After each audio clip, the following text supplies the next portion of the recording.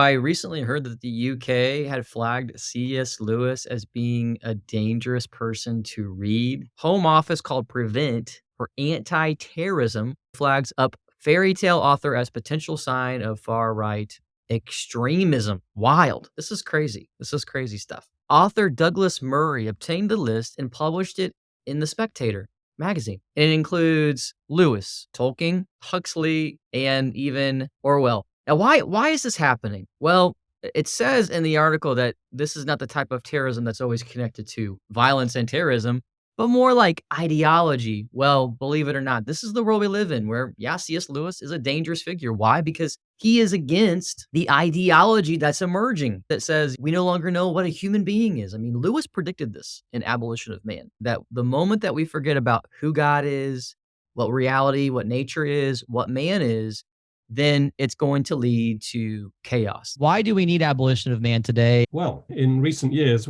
the very term post-truth has become very current. It's now to be found in the dictionaries. We live in a post-truth generation in which the idea of an objective truth, which binds both you and me, whether we like it or not, has become very much weakened. We now talk about my truth as if how I perceive truth is utterly peculiar to me and may not overlap with your truth at all.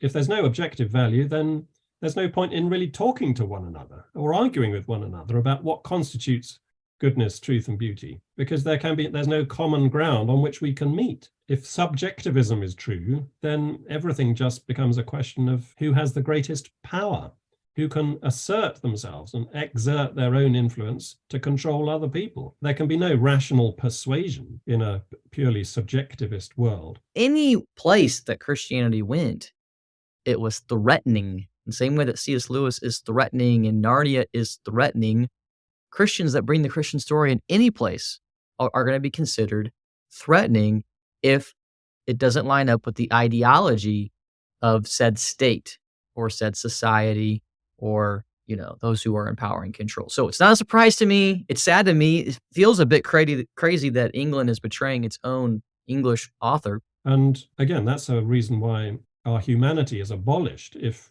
we give up on objective value, because it's like the law of the jungle, the survival of the fittest. Whoever's strongest, whoever's got their hands on legal and political and social and cultural power will dominate, and there's no questioning their dominance. These guys are not going to like C.S. Lewis. They're not going to like J.R.R. Tolkien. They're not going to like G.K. Chesterton, Dostoevsky.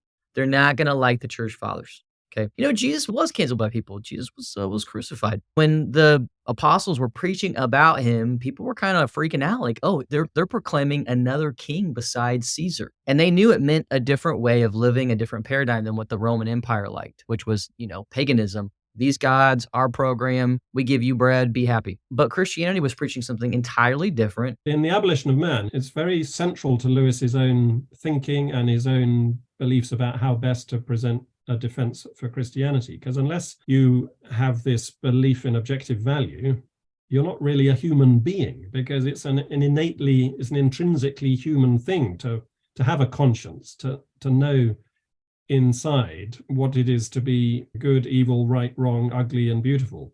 Goodness, truth, and beauty, those three transcendentals we all recognize them. And that's part of what makes us human beings, as opposed to trousered apes, as he puts it. This whole program that it's not like the whole UK government's doing this, but a particular department called Prevent. I think it's kind of like the FBI or something. They are trying to flag this stuff. And really, this is a much bigger program to eliminate the way that we do classical education, which for the most part has gone away in schools. I mean, that's just not really there anymore, like it used to be. Like what kids read, how they're taught, a classical understanding of learning Greek and Latin and all those sorts of things are gone. I mean, it's pretty much been eliminated for a whole new style of learning, and that's only gotten worse. We've in our family, we haven't done homeschooling, but we are seriously considering it and literally doing the opposite of what these guys want. Like instead, like our homeschooling curriculum would be built upon Narnia and Middle Earth, C.S. Lewis, J.R.R. Tolkien, scripture, reading the scripture through the lens of the church fathers and the councils, creeds, all that. Really doing like what we call classical education, Hellenistic style, Greek style. There are some things happening that are encouraging. The G.K. Chesterton Academies are popping up, and those really are committed to this sort of redeeming the educational world through a classical Christian education. You also see people doing this with homeschooling. I just mentioned myself, but homeschooling has been trending big time. We've been talking about it a lot in my household, in part because many private schools have washed away with this new type of thinking. We lose Lewis, cancel him, and everybody that's like him, then game over. But of course, if you believe in objective value, then you can question those in authority and do so rationally. I was just thinking about this. I was like, man, if they were searching my search engine, man, I'd be in big trouble because you guys know I'm a huge C.S. Lewis and J.R.R. Tolkien fan, Chesterton. I mean, I use a lot of these guys to talk about their writings, but also the church fathers. I'm not going to be talking about Lewis and Tolkien any less, only more. But of course, they're not infallible. I don't always agree with every little thing that they say, but they're so important, what they say. And that's why I use them as sort of a gateway into the church fathers and church tradition and church teaching, because they help us sort of spark the imagination, see the grand story, because Christ gave us the gospel, which is a grand story that we are a part of, that saves us and gives us grace and transforms and transfigures the world. All right, guys, thanks for joining me. We'll see you next time for another video. Bye-bye. Don't forget to like and subscribe.